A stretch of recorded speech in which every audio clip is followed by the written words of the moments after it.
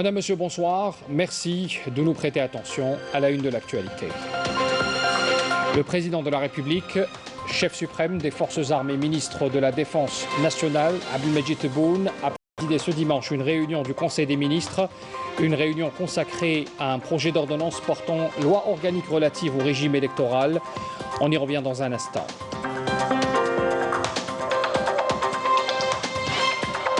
Le président de la République, Abdelmadjid Tebboune, adresse un message de condoléances au président de la République arabe sahraoui démocratique, Brahim Ghali, suite au décès de sa mère, dans lequel il lui a présenté ses condoléances les plus attristées et ses sincères sentiments de compassion.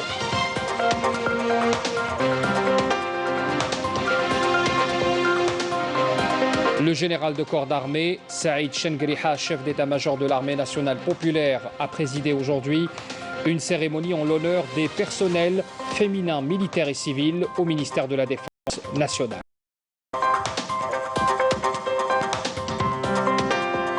On parle également ce soir de ce qui s'est passé à Chlef, avec d'abord une délégation ministérielle qui est à sa tête le ministre de l'Intérieur, qui est dépêché sur place par le président de la République à Chlef.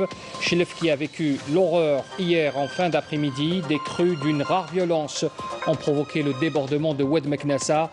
7 personnes ont perdu la vie jusqu'à l'heure où on parle. 3 personnes sont toujours portées disparues. Bienvenue à tous. Le président de la République, chef suprême des forces armées, ministre de la Défense nationale, Abdelmadjid Tebboune, a présidé aujourd'hui une réunion du Conseil des ministres consacrée à un projet d'ordonnance portant loi organique relative au régime électoral et au projet d'ordonnance 01-12 décrété le 13 février 2012 définissant les circonstances électorales et le nombre de sièges à occuper lors des élections législatives. Le président de la République a d'abord observé un moment de recueillement à la mémoire des victimes de l'inondation qu'a vécue la wilaya de Chlef dans la journée d'hier. Il a présenté ses sincères condoléances aux familles des victimes. Le président a chargé une délégation ministérielle composée des ministres de l'Intérieur, des collectivités locales et de l'aménagement du territoire, du ministère des Ressources en eau, du Commerce et de la Solidarité nationale, de la famille et de la condition de la femme, de se rendre juste après la fin des travaux du Conseil au lieu du drame à Chlef pour constater les dégâts et soutenir les familles des victimes en prenant les mesures nécessaires pour atténuer l'impact de cette crue meurtrière. Après examen et approbation du projet d'ordonnance présenté par le ministre de la Justice, garde des Sceaux, le président a donné les instructions suivantes. L'obligation de séparation de l'argent sous toutes ses formes, notamment l'argent sale de l'opération électorale dans toutes ses étapes en application du principe d'égalité des chances entre les candidats, la moralisation de la vie politique en barrant la route devant toutes les anciennes pratiques installées par l'ancien code électoral, la nécessité de s'appuyer sur les conservateurs financiers et les comptables agréés au niveau des au niveau des wilayas des candidats en vue d'assurer un contrôle financier minutieux, des sources de financement, définir le concept des éléments et des étapes de l'opération électorale et éviter d'exploiter les conditions sociales des citoyens pendant les campagnes électorales. Révision de la condition de l'âge pour la candidature des jeunes et augmenter son quota dans les listes de candidature à hauteur de 50% au lieu du tiers, ce qui est actuellement en vigueur. Augmenter le quota des jeunes universitaires au tiers également au sein des listes électorales afin de soutenir les compétences nationales et les jeunes diplômés universitaires à travers le territoire national. Encourager également la représentation féminine dans les listes électorales en respectant le principe d'équité et d'égalité. Veiller à un découpage administratif nouveau en ce qui concerne les sièges électoraux au niveau local et national en respectant la condition de signature en ce qui concerne les candidats indépendants et les partis politiques. Concernant le projet d'ordonnance complétant et révisant l'ordonnance 1201 datée donc du 13 février 2012, définissant les circonscriptions électorales et le nombre de sièges à occuper aux élections législatives, le ministre de l'Intérieur a présenté une demande d'enrichissement avant son approbation, et ce dans les délais réglementaires avant la convocation du corps électoral. Avant de clore les travaux du Conseil, le président de la République a donné des instructions suivantes: l'activation immédiate du fonds des start-up, l'achèvement dans les plus brefs délais de tous les aspects juridiques et organisationnels relatifs à l'organisation de la Grande Mosquée, en prévision du lancement effectif des activités de cette institution à la portée religieuse internationale et lui permettre d'assumer ses fonctions religieuses et spirituelles. Poursuivre également la coordination entre les différents départements ministériels pour équiper l'école pilote intelligente. Voilà donc pour l'essentiel de ce Conseil des ministres qui est donc consacré aujourd'hui à justement ce Conseil des ministres qui a été consacré en partie bien sûr au projet de code électoral. On revient bien sûr sur cette délégation ministérielle qui s'est déplacée dans la wilaya de Chlef. Vous les voyez à l'image, donc cette délégation dépêchée par le président de la République, Abdelmadjid Tebboune, le ministre sur instruction bien sûr par le président de la République, lors du Conseil des ministres. Le ministre de l'Intérieur, accompagné de cette délégation, avait assisté à l'enterrement des victimes, il faut le rappeler, des victimes hier lors des crues qui ont caractérisé la wilaya de Chlef au niveau de Oued Meknassa. Le bilan actuel est de 7 morts, 3 personnes sont encore portées disparues. Voilà donc le ministre de l'Intérieur et des collectivités locales qui a présenté les condoléances du président de la République et a assisté aux obsèques des victimes sur place tout à l'heure. On parle également ce soir de ce message de condoléances du président de la République, Abdelmadjid Tebboune, adressé ce dimanche à son homologue de la République arabe sahraoui démocratique, Brahim Ghali, suite bien sûr au décès de sa mère, dans lequel le président Tebboune a présenté ses condoléances les plus attristées et ses sincères sentiments de compassion. En cette pénible circonstance, je ne puis que vous présenter, ainsi qu'à tous les membres de votre famille, mes condoléances les plus attristées et mes sincères sentiments de compassion, priant Dieu, le Tout-Puissant, de vous prêter patience et réconfort et vous aider à surmonter ces moments difficiles et de combler la défunte de ses bienfaits et de l'accueillir en son vaste paradis, a conclu le président Tebboune dans son message. Le général de corps d'armée, Saïd Chengriha, chef d'état-major de l'armée nationale populaire, a présidé ce dimanche à Alger une cérémonie en l'honneur des personnels féminins, militaires et civils du ministère de la Défense nationale, en prévision bien sûr de la journée du 8 mars, journée consacrée aux droits de la femme. Adel Sadoun, Rafiq Hamidash.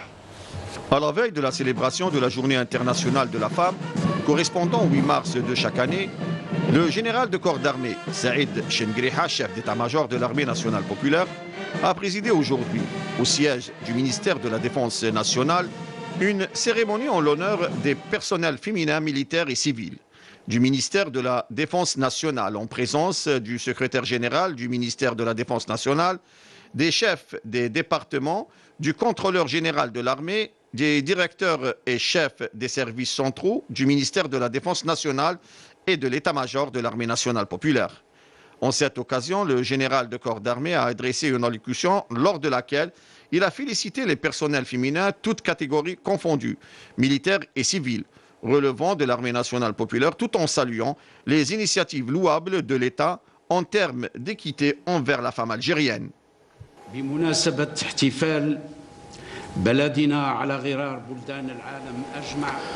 À l'occasion de la célébration par notre pays, à l'instar de tous les pays du monde, de la Journée internationale de la femme, qui coïncide avec le 8 mars de chaque année, il me plaît d'adresser à l'ensemble des personnels féminins, toutes catégories confondues, militaires et civils, relevant de l'armée nationale populaire, et à travers elle, à leurs familles et proches, mes sincères vœux de santé, de bonheur, de prospérité et de réussite. À cet égard, je tiens à saluer les louables initiatives de l'État, à sa tête le président de la République, chef suprême des forces armées, ministre de la Défense nationale, en matière d'équité envers la femme algérienne, traduisant la détermination des hautes autorités du pays à impliquer la femme dans tous les domaines de la vie publique, et ce, au même pied d'égalité avec l'homme et à l'encourager à réaliser son potentiel, à exprimer ses talents et à s'acquitter du rôle qui lui est dévolu dans la société et au sein des institutions de l'État à travers l'accession aux différents postes et fonctions de responsabilité et à la contribution à la prospérité et au progrès de notre chère Algérie. Et en cette occasion, je vous adresse les salutations du président de la République, chef suprême des forces armées, à l'occasion de la célébration de cette fête internationale. À l'aune de ce climat propice, nous pouvons constater avec une immense fierté la présence de la femme dans tous les domaines où elle avance d'un pas sûr et avec mérite vers la réalisation de ses ambitions légitimes, armée de volonté, de savoir et de valeurs morales élevées et animée par l'espoir d'un avenir meilleur pour elle et pour sa société. Le général de corps d'armée a tenu également à citer l'exemple des inoubliables femmes algériennes des années 90 qui ont confronté de manière héroïque la violence du terrorisme barbare.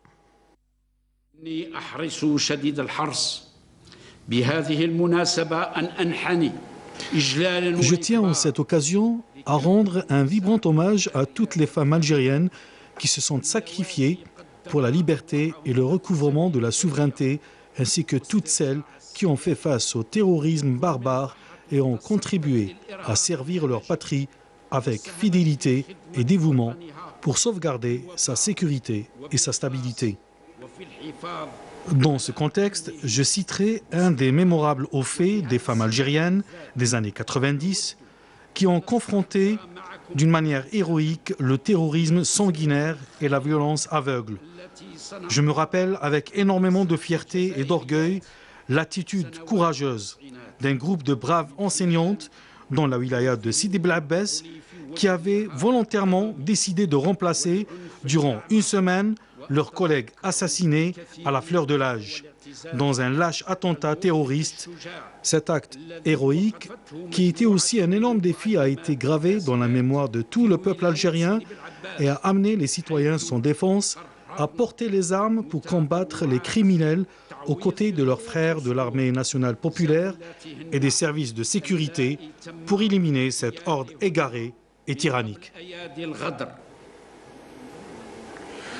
À l'issue, le général de corps d'armée a honoré un nombre de personnels féminins militaires et civils exerçant au niveau des différentes structures de l'armée nationale populaire et des services de sécurité.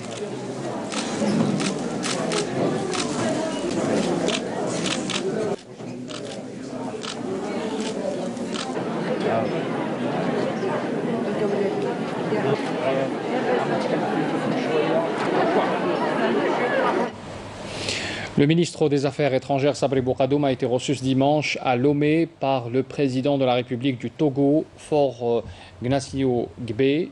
La rencontre ayant porté sur les perspectives de coopération bilatérale et la consécration de la concertation sur les questions régionales, notamment la situation en Libye et au Mali.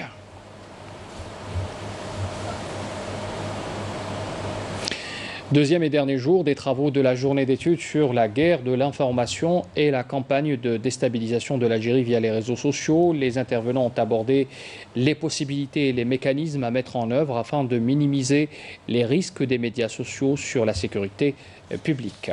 Camélia Blal.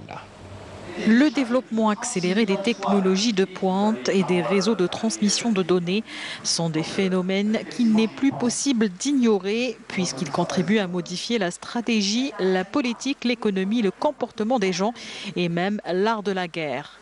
Au deuxième jour de la journée d'études sur la guerre de l'information, les participants ont abordé les possibilités et les mécanismes à mettre en œuvre en vue de minimiser les risques des médias sociaux sur la sécurité publique.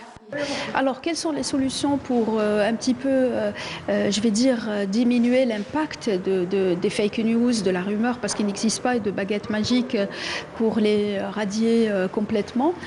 C'est tout simplement d'ouvrir un réel espace public, car si le citoyen n'a pas où s'exprimer, forcément il va s'exprimer dans d'autres chaînes, sur la sphère numérique. Deux, je dirais également promouvoir la communication institutionnelle. Je pense que nous avons besoin de renouer avec le citoyen, que le citoyen a besoin tout simplement de sentir qu'il est bien écouté. Et de trois, je dirais, les lois existent déjà et n'empêchent que certaines personnes ne la respectent pas. On a parlé de définir une stratégie au niveau national pour la lutte contre les attaques et les infractions liées à la cybersécurité et la cyberdéfense. Un rapport des travaux de ces 2 journées d'information sur la guerre d'info sera transmis au président de la République, Abdelmajid Tebboune. Le ministre de la Communication, porte-parole du gouvernement Ammar Belhimar, a affirmé ce dimanche que les efforts de l'État visant à promouvoir les droits de la femme nécessitent une contribution qualitative des différents partenaires, ce qui contribuera à effacer l'image stéréotypée conçue par des mentalités étrangères à l'islam. Belhimar ajoute que la femme algérienne, à l'instar des autres femmes du monde, célèbre le 8 mars la Journée internationale de la femme à la lumière des nouveaux acquis, traduisant la forte volonté politique de conforter les droits de la femme dans divers domaines. Le président de la République, Abdelmajid Tebboune, a salué la conscience politique et la bravoure dont a fait preuve la femme algérienne lors de l'élan national historique et pacifique pour défendre le pays aux côtés de son frère, l'homme, dans le cadre du processus de changement pacifique et démocratique pour l'édification de la nouvelle République, où elle bénéficiera de tous ses droits, y compris l'accès au poste de responsabilité et à la prise de décision. C'est ce qu'indique le ministre de la Communication dans son intervention. On va dans les régions à présent pour parler de l'élevage. L'élevage bovin qui devient de plus en plus important dans plusieurs régions dans le pays, comme c'est le cas à Jijel. Jijel, où la tendance de cet élevage bovin est en train de s'intensifier, raison pour laquelle un soutien à la disponibilité du bétail a été renforcé par la direction des services agricoles de la wilaya. Reportage Saïd Mayouf.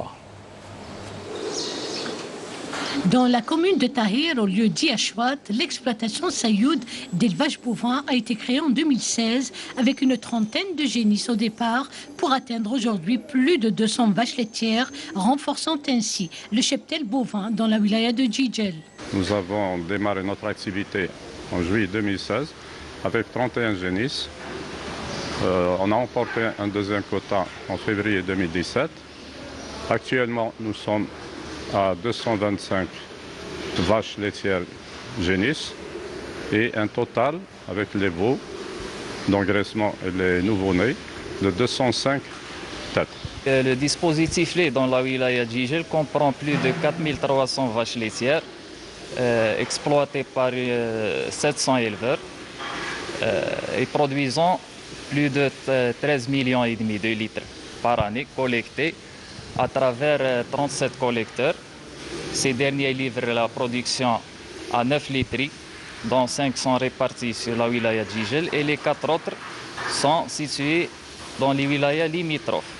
Une production laitière conséquente passe inévitablement par une bonne santé animale pour laquelle il est plus que nécessaire de veiller au grain. On procède à un suivi technique pour lequel une identification est nécessaire afin d'établir un fichier de cheptel existant en matière de quantité, de qualité également et de santé animale, surtout concernant le contrôle. Seulement voilà, l'aliment de bétail pose problème entre indisponibilité et cherté sur le marché. L'éleveur Sayoud a préféré réserver une parcelle de son exploitation à la production de fourrage qui demeure insuffisante. Un soutien alors sous forme de boules d'ensilage provenant du sud est tombé à point nommé afin de renforcer la quantité existante. On fait de l'avoine et de la luzerne et pendant l'été, on cultive du sorgho. C'est des boules d'ensilage de maïs, indispensables pour la production laitière, pour essayer de sauver la filière lait. Actuellement, nous faisons face à un grand problème, c'est celui d'augmentation du concentré, qui est un aliment indispensable pour la vache laitière. Actuellement, il y a pas mal d'éleveurs qui ont arrêté, qui ont supprimé se concentrer de la ration alimentaire, ce qui est très dangereux. Premièrement, la production va disparaître.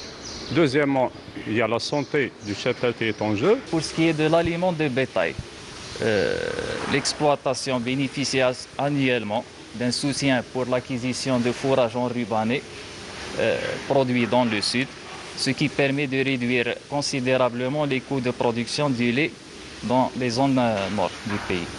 L'élevage bovin laitier connaît ces dernières années un intérêt grandissant dans cette région, nécessitant pour ce faire un renforcement de la production fourragère et les activités liées à la filière. Et à Oum El Bouagui, Azzeddine est un éleveur de vaches laitières qui a réussi, en dépit des difficultés, à agrandir sa ferme. Aujourd'hui, il aspire à ouvrir d'autres bâtiments d'élevage bovin et se lancer dans la transformation laitière. Bouchara Bouali. Avec une capacité de production de 3700 litres de lait par jour, Azzeddine est parvenu à atteindre une partie de ses objectifs et ce malgré les difficultés auxquelles il fait face. L'éleveur de vaches laitières qui nourrit une passion grandissante pour son métier a fait du chemin, lui qui a commencé avec seulement une dizaine de bêtes.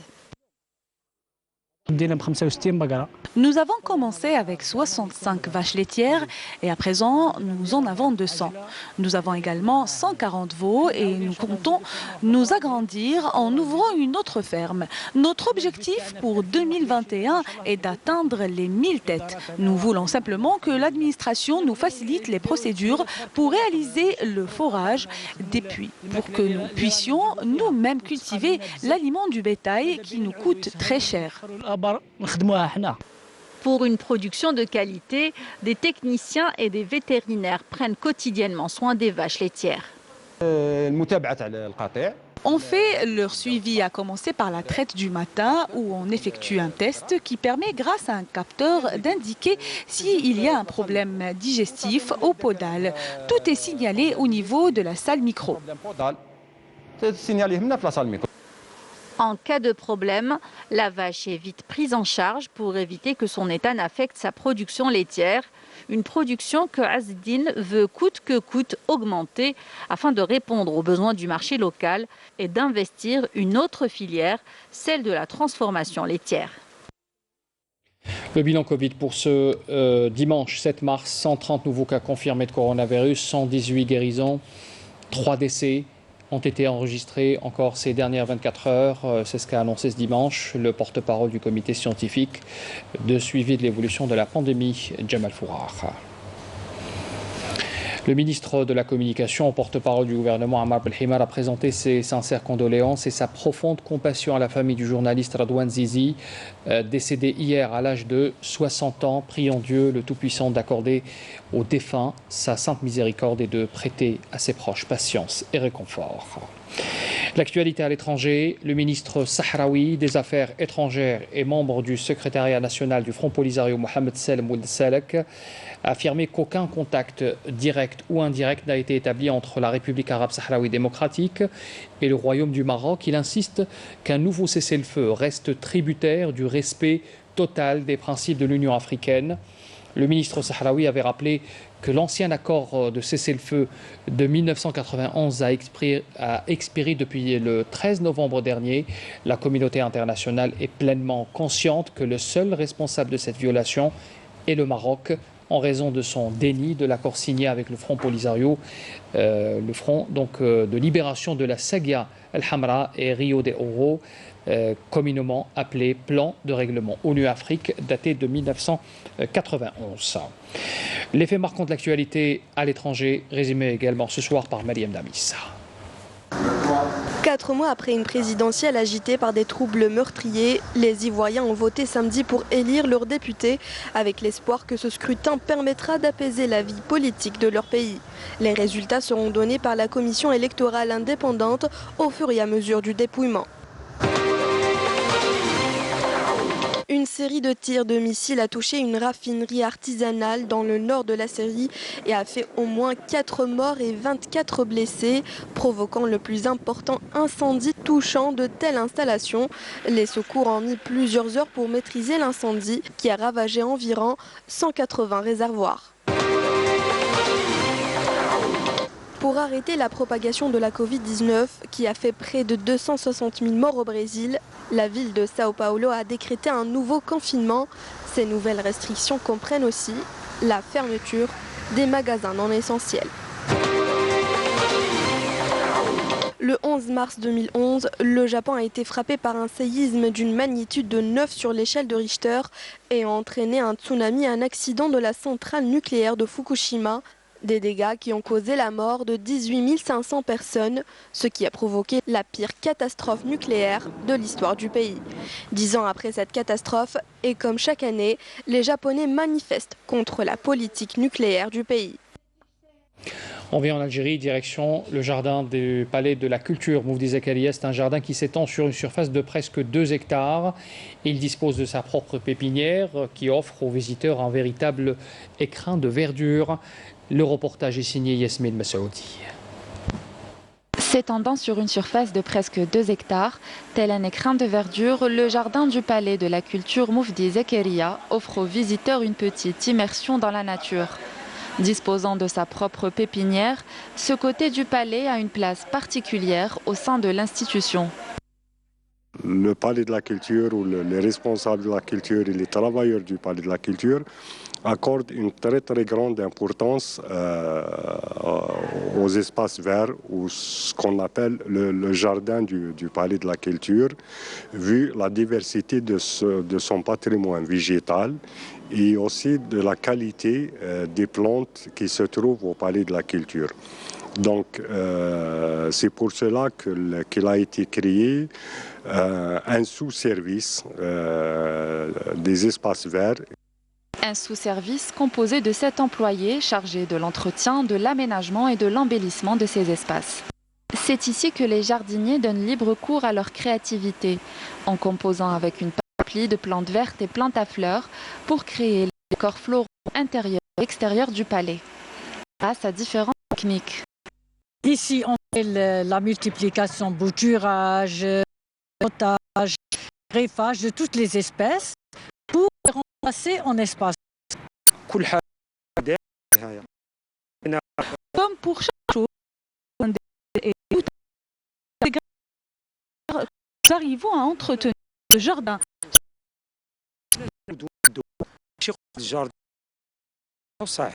Les experts,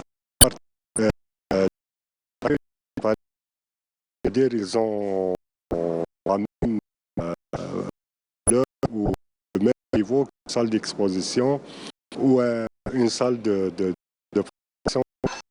Un espace d'exposition peut avoir le même titre que les autres, mais qui change de titre selon les saisons, au grand bonheur des visiteurs.